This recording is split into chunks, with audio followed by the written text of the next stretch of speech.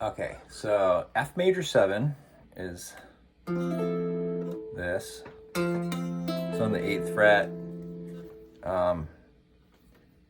First finger on the 8th. Then if you know power chords, kind of looks like a power chord, and then you add your middle finger and your pinky.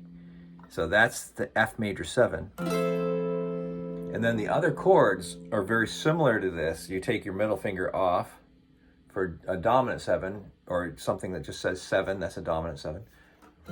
Minor 7 is this one. So there's 3 shapes. Basically, if you have those 3, you can play almost this entire song. So F major 7 for 2 measures on that. And then you're going to go over to G7, so you slide over to the 10th fret. And then you have, without your middle finger, G7. Then you put your middle finger down. This comes off. This doesn't move. Minor 7, G minor 7. Slide back a fret. G flat 7. These 2 without the middle finger. And you go back to the original chord with your middle finger to F major 7. It goes back over to G flat 7 again.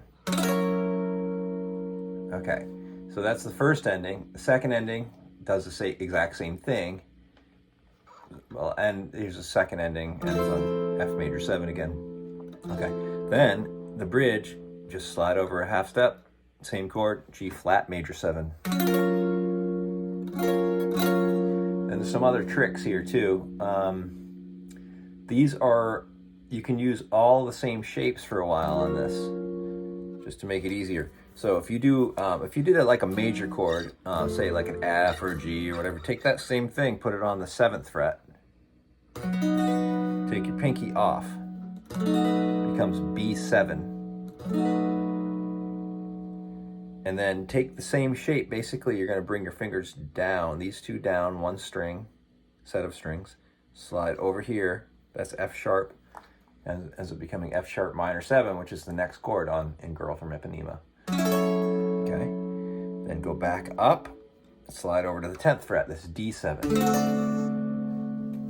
And then put them back down, G minor 7. Then if you have an electric, hopefully you do, then you go up, slide over a half step, E flat 7, it's on the 11th fret. Okay, now you're getting too high up here, so I'm going to bring you back down to A minor 7. So it's an A minor. Take your pinky off, A minor 7. All it is a bar and this finger, that's it. Like that.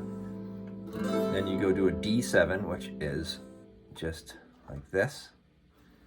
It's the same chord you did up here a bunch of times. It's just like the one without the middle finger, D7.